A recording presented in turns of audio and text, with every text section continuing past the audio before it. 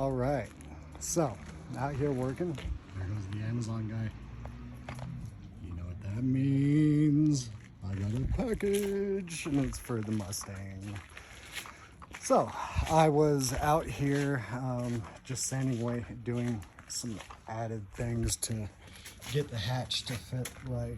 I had a buddy come over, thank you Troy, and he helped me get the hatch put on. We got it fine-tuned and adjusted, and I got it as close as it was gonna get. It was kind of weird because both sides in the middle was too short. The quarter panel was hanging over by a good amount on both sides, like the hatch is just too skinny in the middle. So I got it as close as possible, and there's a couple areas that weren't really lining up right that I had done some work on, and I was able to just build it up a little bit more. And so looks real ugly right now, but it had some low spots in here, and I built up the corner just a bit to try and match up with the hatch better. Everything's real nasty here, but I'll be sanding it down, getting that body line or the panel gap just right on here, and then I'm just gonna get it as close as I can to being level with the hatch. I didn't want the hatch to be hanging up on the back side to where when you're looking down the car you can see a big old gap. So I tried to close it up a little bit. But the exciting news is acetone. I just spilled the acetone everywhere. That's how excited I am. Really, like, this is really exciting for me. There's a couple things in here. The first thing is what I need to put the door back on the passenger side. That side, if you remember at the very beginning of these videos, the door sagged a lot, and like anytime my wife went cruising with me and stuff, I always felt bad, and I'd have to run around and pull the door up from the handle and slam it shut. I think we've all had old cars that had saggy doors like that, but we're fixing that. We got all the rust fixed around the hat, or the door, the heck is it? Door hinge. The door hinge area, got all that repaired, and it's good to go. I can't even talk. I'm so excited. So I got the door pins to get that passenger door back on, get it aligned, and we'll start sanding that down. And while I have everything taken apart and the interior and the dash was open, when I took it apart, I had actually found that it had the original amp in it. So here it is here.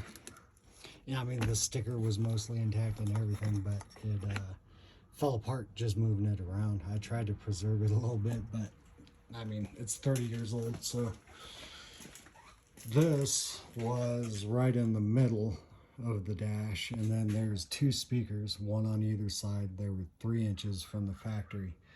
And I've never had a stereo in this car because I have my gauges right there, and I've always really liked having them there, and they kind of match my stock gauges, and I've always just liked the setup. But you know, it didn't really bother me for a long time because, you know, the roar of the V8 Symphony, as a matter of fact, of the Windsor, it's always ran good. But while I was doing this and I had everything apart, it came to me when I saw that amp sitting there that I could easily make my own little stereo in here. And I didn't want to put a deck in it or chop up the glove box or have anything on the interior that would look out of the period for the car, or, you know, just no new stuff really. And I got to thinking, and I looked on Amazon, and I found out that you can actually buy a 12-volt amp board. And so I found one that the operating range was, I think, 5 to 24 volt DC, and I'll be between 12 and 14. It should be able to wire straight up, and in here is just the chip. But what I figured I would do is I will take this apart. There's just these little tabs that hold this outer kind of cage part in, and so I'll twist those tabs, take this apart, take all the stock amp junk out of there, and then I will use this to mount my new little Bluetooth amp board.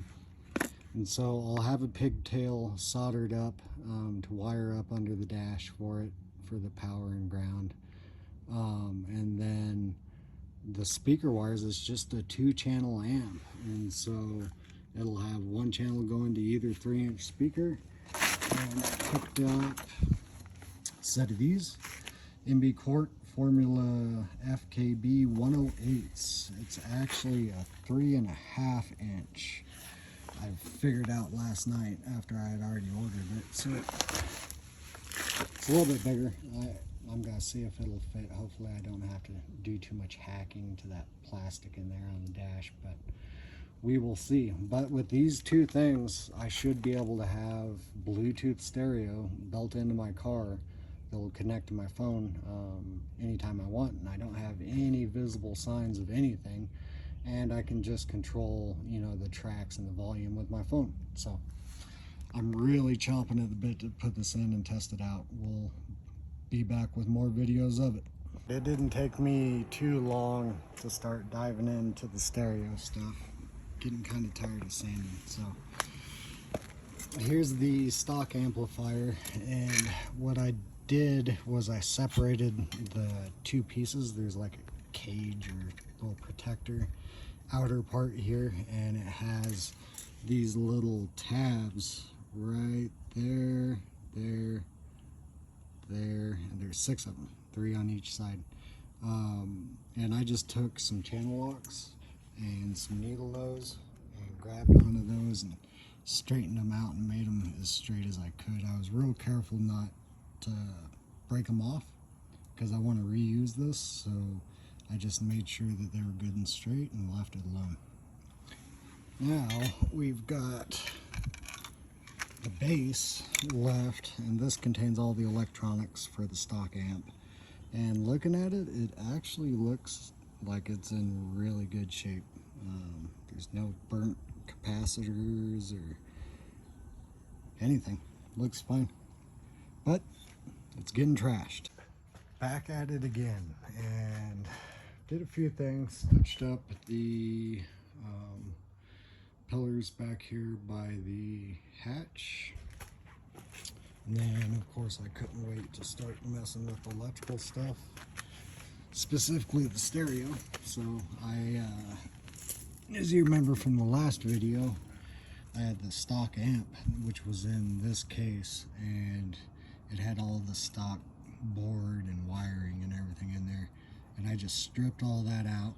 I kept the original heat sinks, and then added a secondary heat sink under the actual amplifier itself, and then I just stuck it on with 3M trim tape. And I know you're supposed to use the conductive tape. I don't have any, and that's what I had on hand. I'm not worried about it catching on fire because this plate is actually going to be mounted like this in the dash, so it'll be upside down, and if that tape gives, then it's just going to fall on the inside of the little case that goes on the top.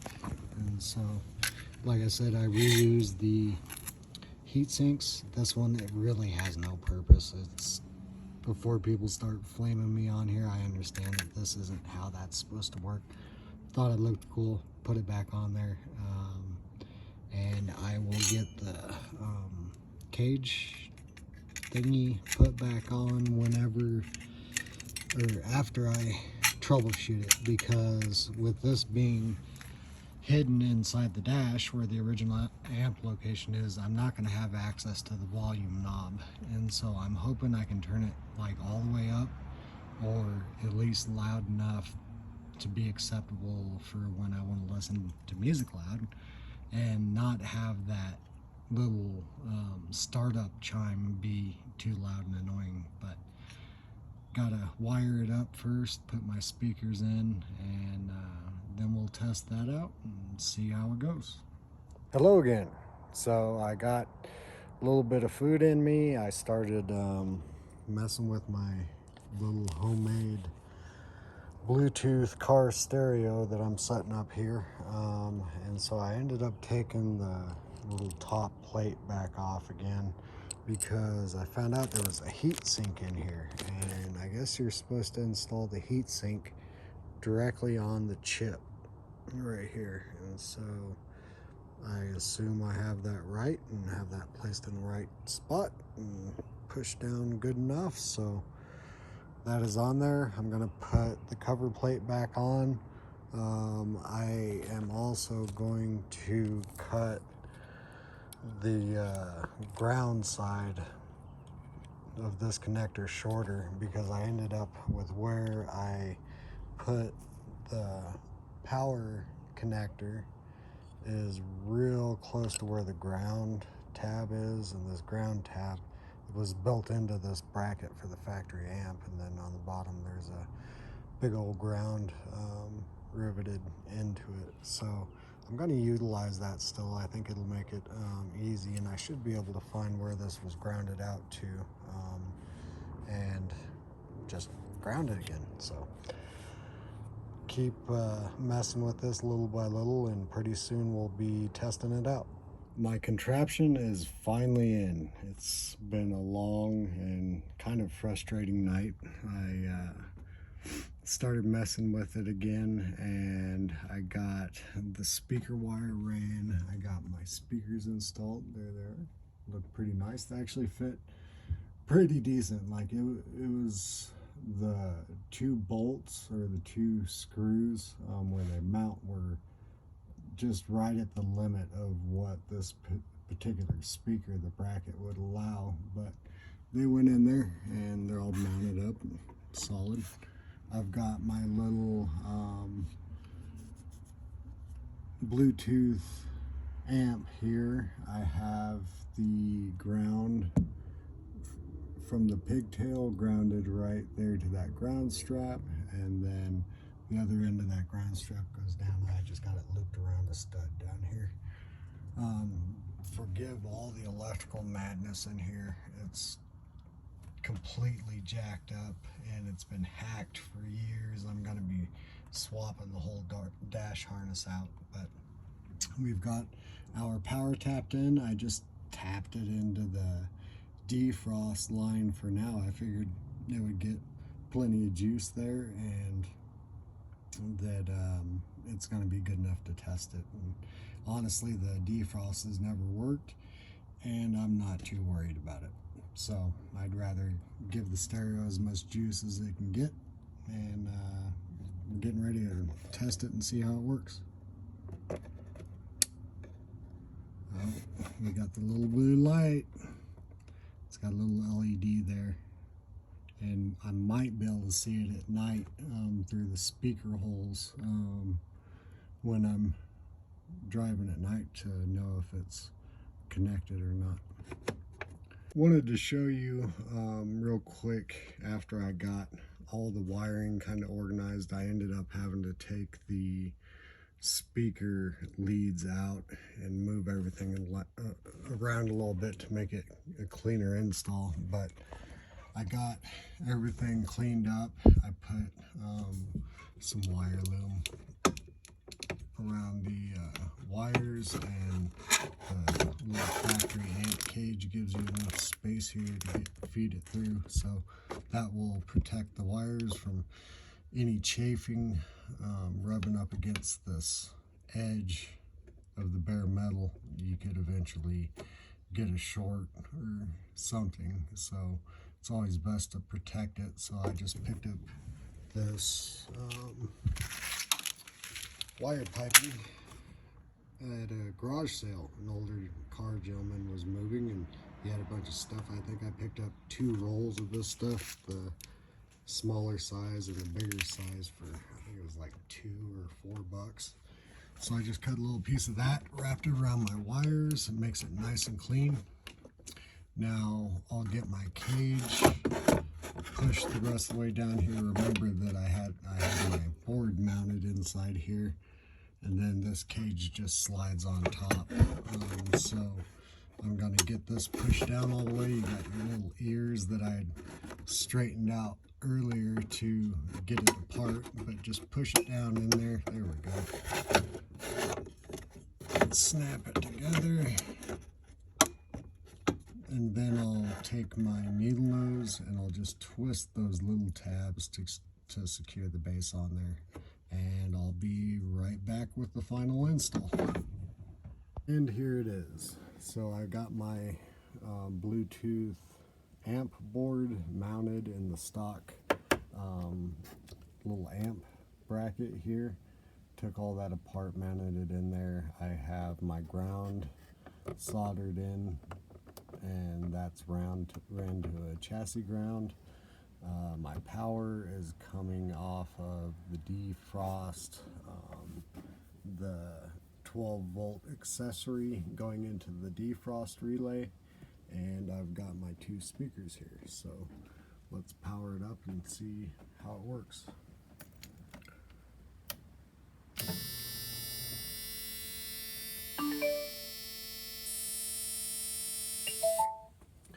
Now, when I first hooked this up, I didn't hear the little chime, and I was honestly excited about it. I don't really want any major noise every time I turn the key on, but that chime really isn't too bad, and it's not overbearing with the volume turned pretty high up on the amp chip itself.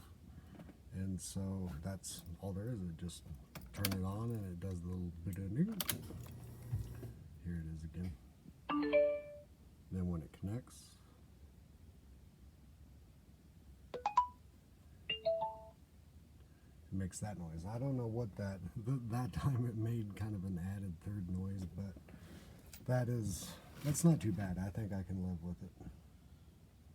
Then I just stream music straight to my phone. And I can control the volume with the volume on the phone. And it really doesn't sound horrible. You know, I wasn't after anything too impressive. I'm a pretty big audiophile, but just having music that's better than a Bluetooth speaker is good. Give me the strength that I need when I fall down and I need to get back on my feet. Lord, please, give me the strength that I need. You keep me focused on this goal that I'm trying to achieve. Lord, please, give me the heart and soul that I need. A lot of people's counting on me, yo, I gotta succeed. I reached a point in my life where I really doesn't sound bad. The highs are a little harsh. I mean, the highs are definitely there. And I was surprised that there is a little bit of bass coming out of these little 3.5-inch speakers. So remember that I ordered the MB Quart.